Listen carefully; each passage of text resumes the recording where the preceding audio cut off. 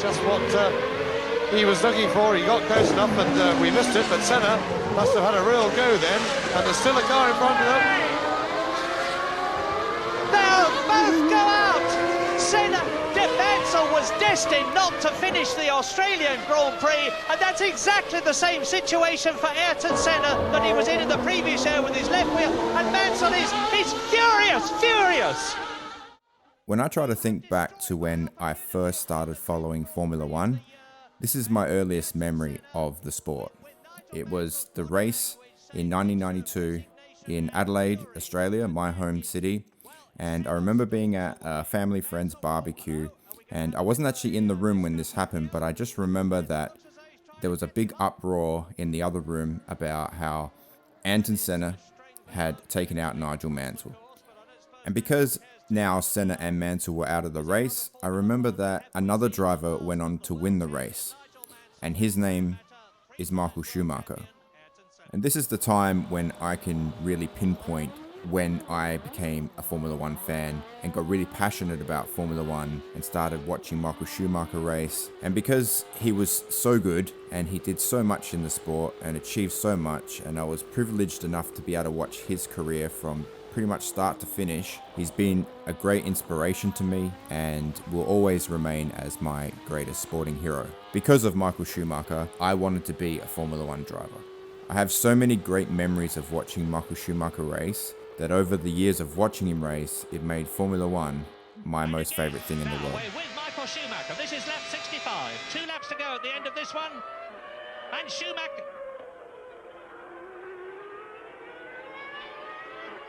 Yes! Michael Schumacher takes the lead in the... Now, newsflash, I'm not a Formula One driver. That dream died a long time ago, but my only way to really get into a Formula One car was through the video games, and this is the earliest game I ever played when I was 8 years old. It was called GP1, made by a company called Micropose, and I remember playing this game hours and hours on end, hibernating in my room on my computer, and just living in my own Formula One fantasy, trying to live that out through the game. And over the years, as the graphics progressed and computer games progressed, I would go through all the different Formula One games, and this was F1 97. I remember playing this for hours on end with my dad. He'd let me stay up so late on school nights, and we'd just do championship after championship, trying to win the championship with the worst car in the field and just keep trying to go back as far as we could. Now that game was on the PlayStation 1, but then I went back to the PC and I played probably what is still, if not the best, the second best Formula One game of all time, and that's GP4. And I stuck with that game for many years. I didn't bother going to any of the consoles for the new Formula One games because this one was just that good. But there was always one thing missing for me, and I had that feeling since GP1. And that was that you couldn't create your own team, you couldn't develop the cars, and drivers wouldn't change teams from season to season. Until they released F1 2010, which is the game on screen now, and this was the first game where you could actually develop the cars. But it wasn't until last year's game, F1 2020, where they had finally made everything that I wanted in an F1 game. So when Taiwan was going through its lockdown phase, I started to play this game, and I created a Taiwanese Formula One team. I created a Taiwanese driver, his name is Jackson Chen, and this is where the story of Taiwan GP begins. So we start out by selecting our sponsor, which is Equinox, and then I decided that because Japan and Taiwan are so close, I would go with a Japanese manufacturer, and that would be Honda. So our engines are coming from Honda, and I also signed a Japanese driver, Nobuharu Matsushita. Now the next thing we need to do is set up the settings and the difficulty for this career mode, and I'm going with a short race and 85 AI because I haven't played these games in about 10 years, so it's going to be a little bit difficult for me to just jump into the top level straight away. But as I start to feel myself get better and improve and become more competitive, I will start to raise the AI level. I am going to run with full damage, and I also am not going to use flashbacks, which means I can't run back any crashes that I have and then redo that corner so that that I can remove the crash from the sequence, I need to either restart the race or just wear the crash. So the damage is set to full, and I've got strict corner cutting on. So I can't cut corners, otherwise I'm going to receive penalties and get time penalties for cutting those corners. I've turned all the driving assists off except for the race starts and the pit entry and pit assists. Other than that, ABS, traction control, all that stuff is turned off, and it's all manual gear shifting. So the next thing you need to do after that is to create your team livery, and this is one of the things I was talking about that I wanted in a game, and this is what I came up with.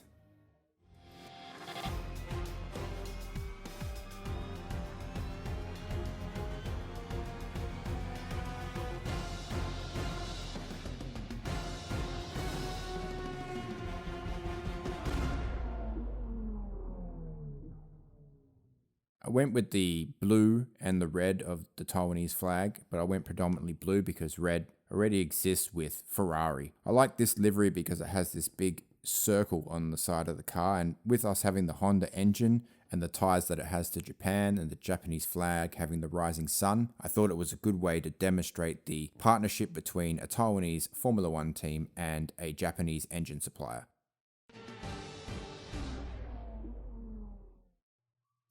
So here we are, guys. This is our team, Taiwan GP, and we are here at the first race in Melbourne, Australia. And this is the unveiling of our new team, the first time anyone's seen our car on track. And it's also a good way for me to demonstrate to you guys what you have to do to develop your car and all the little programs that you need to run and the objectives that you need to complete throughout the practice sessions that earn you resource points that you can put towards developing your engine, developing your aerodynamics, developing the durability of the car, and also developing the chassis. Both you and your teammate gain points through the sessions to get these resource points to develop your car, and it's not a given, and the setting that I've got it on means that you need to be pretty quick and pretty consistent to achieve these points that are required to develop the car. If you're not completing the tasks in each practice session, it is going to affect the development of your car, which will also decide whether or not your car stays at the back of the grid or starts to move forward into the mid-pack and maybe towards the front of the grid and starts challenging for points and even championships. After each session, you'll get a rundown of how many points you've scored in the session and how many points your teammate has scored in the session. And it is a problem if your teammate is not contributing much towards the development of the car. So as you saw in this session, Nobuharu really didn't achieve many resource points, so it's not really helpful for the team.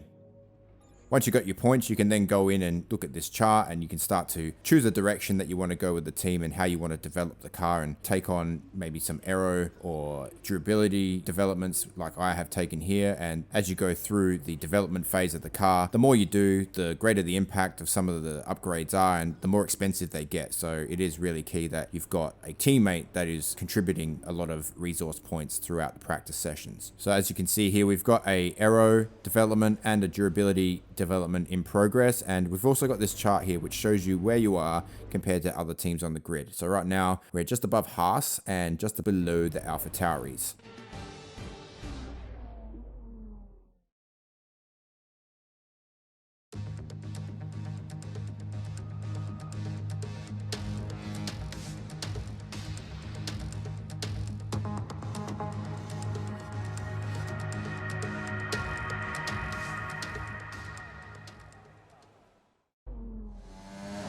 Entering qualifying 1 now, and this is my first run, I think, or maybe my second run. I don't seem to have a time there, so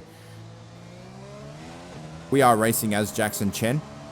So we are the Taiwanese driver, and we have, obviously, as I've mentioned before, Nobuharu Matsushita, the Japanese driver, is our second driver.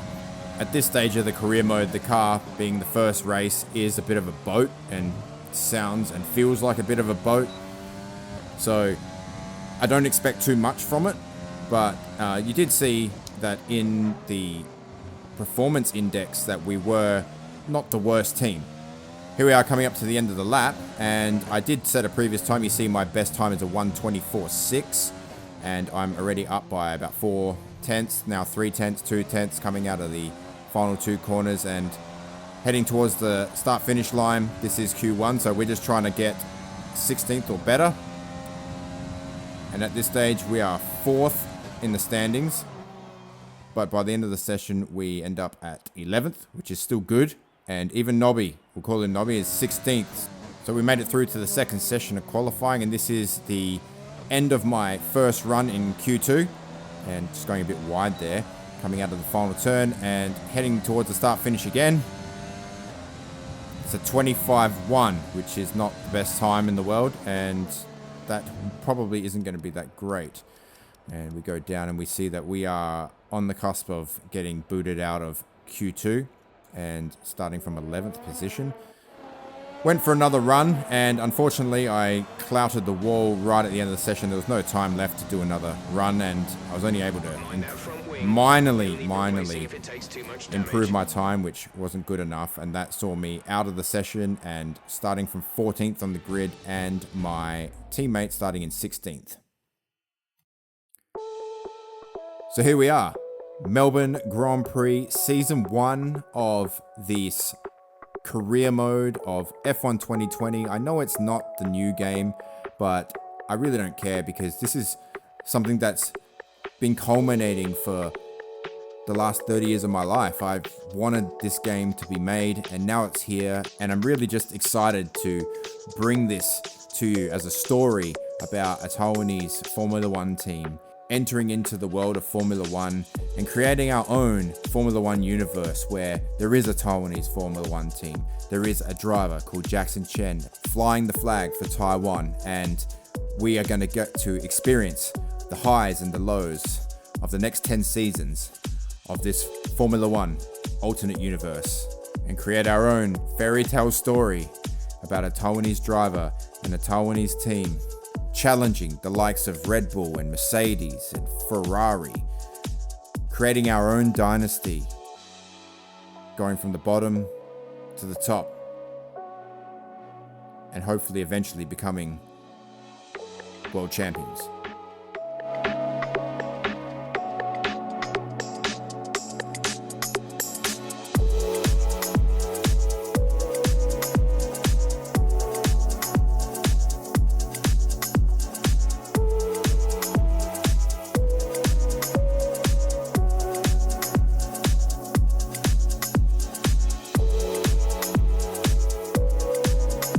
A quick run through the grid now for my home Grand Prix, but not the Taiwanese GP home Grand Prix.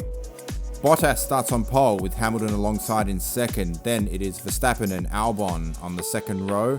Third row, we have Charles Leclerc and Sebastian Vettel. Seventh, Daniel Ricciardo for Renault. Sainz in eighth, still with McLaren. Perez, Stroll, Norris, then Gasly. Esteban Ocon in 13th. Then us, Jackson Chen in 14th. 15th, Kvyat, Matsushita, Grosjean, Magnussen, Giovinazzi, Kimi Raikkonen in 20th. Nicholas Latifi 21st. And then George Russell in 22nd. And here we are for the start of the Grand Prix. Melbourne GP. 5, 4, 3, 2, 1. Red lights, and we are away for the Melbourne GP in our career mode. And it is Jackson Chen up the inside, heading down into turn 1, and we get up the inside of one of the McLarens. I think that is Lando Norris as we go down the second straight here. No DRS yet, it is not yet lap 3. Riding on board with Gasly and Kvyat slamming it up the inside there. And we are fighting here with the AlphaTauri of Gasly. We get the move done around the outside, and we are starting at a disadvantage here. We are running the medium compound tyre, so we are going to be a bit slower than the guys in front and behind us because they will be all running on the softs. So what we're hoping to do is use the alternative strategy, go a little bit longer, make up a few places, and then, we get hit here. This is lap 2, and going into that same corner, we make contact with Ocon, and lucky not to lose our front wheel there, basically, and end our race. But yeah, as I was saying, we're just trying to go a little bit longer so that we can catch these guys out maybe and jump them in the pit stops. Just taking a look at our teammate here. He's had an okay start. He's a couple of places behind us, and just sticking with the Haas here of Grosjean, I think it is. And that is, straight away, Kimi Raikkonen is retiring from the race with some kind of mechanical failure. And that brings out the safety car. So we've got a safety car straight away on lap 2. We're coming into lap 3, and just taking a look here, and we can see that Perez and Vettel are dropping down the order here, which means they've jumped into the pits and they're going to do an early pit stop. And I'm assuming they're going to chuck on some hard tires and go long and hopefully get to the end of the race on that. And maybe once the pack all bunches up, as you can see there, we just passed a safety car, that they can get past everyone who pits later on when they come in for their scheduled pit stops. Now, as the pack bunches up behind the safety car, we've got Bottas with the early lead. He's maintained his pole position to first start. He is being trailed by Verstappen, Albon, and then Lewis Hamilton. The safety car is coming in on this lap, so lights are out and we're about to go racing again. First race, couple of laps in and we had a safety car already. And away we go again. Bottas leads from Verstappen, and here we come around the final bend. Trailed by one of the Haas's, I think that's Romain Grosjean. Skipping a little bit ahead into the lap now, and this is riding on board with Nobuharu Matsushita, our teammate, and Chen going a little bit wide there and compromises his exit out of the chicane. And wow, almost clouting each other. Teammates almost taking each other out. Gasly, what was he doing? He's clouded into the side of us. Jeez, he almost got cleaned up by someone else as well. We're approaching the pit window. You'll be on the softs. So, as you just heard, my race engineer Jeff has just told me that our pit window is now open. We won't be pitting on this lap, but yeah, soon we'll be changing over to those soft tires. And that is what I was talking about. I've just got a track limits warning for cutting a bit of that corner there. All 4 tires over the white line means you get a warning. 3 of those and I'll get a 3-second penalty added to my race time. At this phase of the race, all I'm trying to do really is stay with my teammate because he is in equal machinery. He has the faster tire. I'm on the harder and slower tire but more durable tire, so I can go longer. And so if I can stick with him, I know that later in the race I can come back at him while he's on the tyre that I'm on now, and I'll have the quicker tyre, the lighter car, and I'll be able to sort of eat up that gap pretty quickly and maybe make a move and pass him. So Max Verstappen has now made his pit stop and he's chosen the hard tyre, and that's a bit puzzling, but he's actually come out in front of Valtteri Bottas. So you remember he was behind him when we were behind the safety car. Bottas actually has the medium tyre, so he's got the quicker tyre. If you actually saw it in the foreground just as Verstappen was coming out of the pits, Vettel and Perez have jumped these two, having gone for that early pit stop during the safety car period.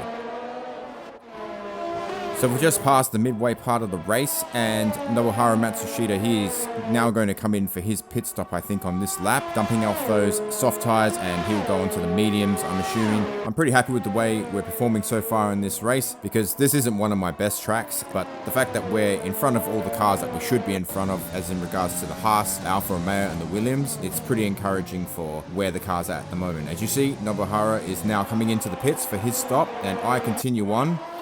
And ladies and gentlemen, in our first race, we're in the lead, albeit only temporarily because we still need to pit, but that's where we are.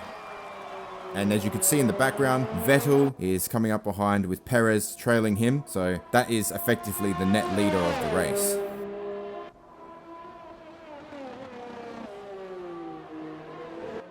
So I'm going to be coming into the pits this lap. Go a little bit wide there onto the gravel. Vettel and Perez are pulling me in there with fresher tyres, but they're also going to be getting raked in by the chasing pack of Verstappen and Bottas and everyone else who pitted later. So into the pits now, and we will be going on to the soft compound tyres. I'm not actually really happy with the way the pit crew's overalls are, so in future races you will see a change, because I did this race quite a number of months ago, and I can guarantee you that there is a change in the colour scheme. Exiting the pits now, we haven't actually been able to jump Matsushita, but we are now obviously on the softer tyre and the faster tyre, so you would assume that we will be quickly catching up to himself and Stroll, who is just behind him and giving him some trouble. We've got Grosjean here just behind us as well, and he's having a little bit of a look, but You can see he's on the medium tyre, and it won't be long before I start pulling away from him with the greater traction and the fresher tyres. But having said that, we are lucky that we did get out of our pit stop in front of him, because otherwise we would have had to pass him before we could even get after Stroll and Matsushita. A little bit later on into the lap now, you can see we're already putting a gap between ourselves and Grosjean and starting to make inroads into getting up to the back of Stroll and Matsushita. And just ahead of them is actually quite a big train being formed behind one of the McLarens, and that is actually a points paying position. So quite excited about trying to get up to the back of these guys and then maybe trying to make a few moves so I can get our car into the points in our very first race. I think inevitably Stroll is going to get Matsushita here. That would actually be a blessing in disguise, I think, because that racing point is quite fast, and if Stroll can get up to the back of that train that's behind Carlos Sainz there, then they could probably start squabbling, and then we could try and make our way past Matsushita and then get onto the back of that train and then start trying to make some positions up, which would be a fantastic way for us to start off our career as a Formula One driver, as a new team, and send a message to the world of Formula One that we are here to take this seriously, that Taiwan GP is a team that is going to be up there in the next few seasons, possibly challenging for titles.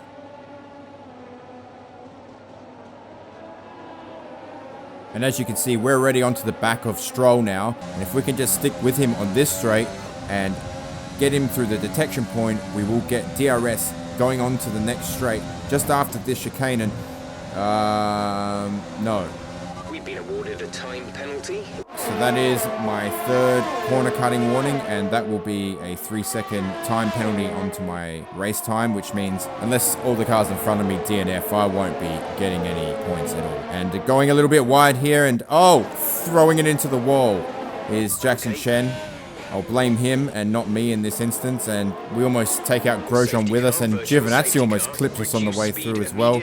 Luckily, we are just at the entry of the pits, so we are able to just go straight in and change the wing, but that is race over for us today in our first race, and I can already see the headlines. Pay driver, he's only there for the money that he provides to the team, and yeah, the criticism's going to start flying in about Jackson Chen, and Formula One is an unforgiving sport, and there is always a high level of criticism towards drivers, but I have the confidence that he is going to improve. That's why we got him in. He's already shown that he has the pace, he's going to make mistakes, and he has in this one, and unfortunately this is not going to be the fairy tale beginning that we were hoping for his career, but there are early signs there that he can match it with the best. Anyway, with Chen out of contention for this race, we move ahead to Matsushita. He is still holding Stroll behind, so let's see if he can actually maintain his position and keep Stroll at bay. There are only a couple of laps to go, but either way, this has still been a good result for him too. Heading to the front of the field now, and Perez and Vettel, who went in for those early stops, are still holding down P1 and P2. Perez is playing a bit of a rear gunner for Sebastian Vettel and holding up the pack of Bottas, Hamilton, Verstappen, and also Albon is catching up to the back of that train as well. And you can see that Verstappen actually hasn't been passed by Bottas, despite the fact that he was on the hard tyres, so he's in position to try and take second off of Perez, and there's only a couple of laps to go, as I said before, so let's just stick with this battle and see who can take those last two positions on the podium. Vettel looks like he's long gone, unless he has some major drama. I don't think anyone's going to take the win away from him, so that's a great result for Ferrari coming into the first race of the season, but we're going to stick with this battle, and Perez is going to obviously do his best to keep all these guys behind him. As you can see down the straights, Verstappen just can't get close to that racing point with that Mercedes engine just pulling away. It's only through the corners and possibly with a bit of the tyre wear that he's able to get anywhere near Perez. So Perez doing a good job, and that strategy call has worked really well with them. We're riding on board with Hamilton, who is fourth in the pecking order in this little train, and he's the one that's on the soft tyres. So he has the faster and superior tyres to everyone in front of him. Maybe he can get something going. Maybe Bottas might even let him through to try and get after Verstappen and Perez on the harder compound tyres. Vettel comes through now to start his final lap of the 2020 Australian Grand Prix, and he is followed by Perez, and it doesn't appear that Verstappen on those hard compound tyres is able to get a run on him through the first DRS zone into turn 1. So that only leaves two more opportunities on this final lap for Verstappen to try and get past Perez and into second place. Perez doing a great job at holding this whole pack of cars up, and now you can see Albon is also right onto the back of this train. Riding on board with Max Verstappen now, and He really only has that one DRS zone to get this move done. It just doesn't seem that he can get the traction out of the corners to keep up with Perez, and actually looks more susceptible to being passed by Bottas.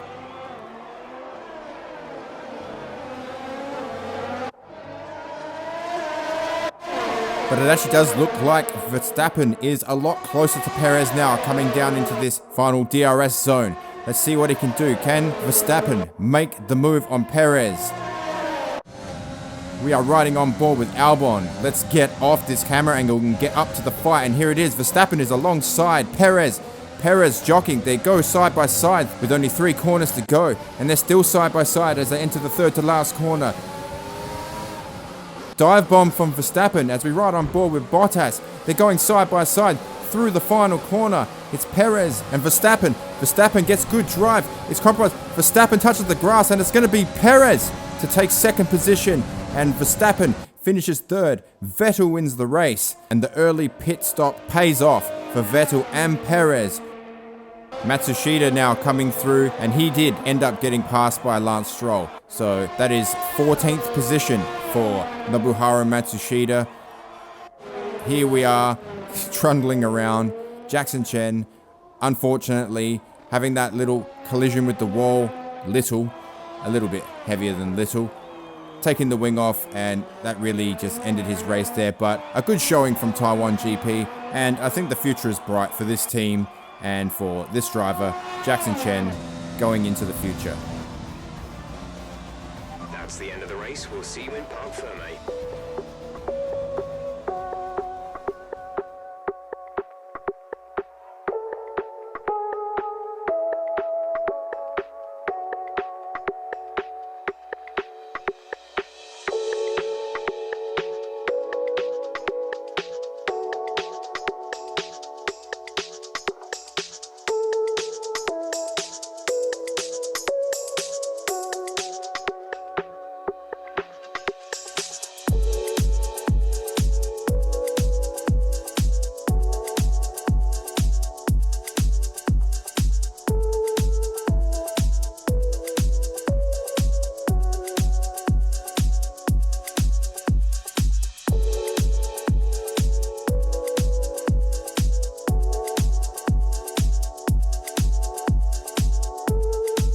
So, Sebastian Vettel wins the race, Sergio Perez comes in second, and Max Verstappen finishes third. As for Taiwan GP, a promising start. It just shows that we can mix it with some of the lower midfield teams, and hopefully that will continue throughout the season. Guys, I hope you enjoyed this video. This is the first edition of the Taiwan GP story. I know it was a bit of a long one, but I felt it was necessary for me to explain why I want to do this and why this is an itch that I need to scratch. And I'm looking forward to developing this story about a Taiwanese Formula One team. Remember to hit the like button, guys, subscribe to the channel, and I will see you in the next one.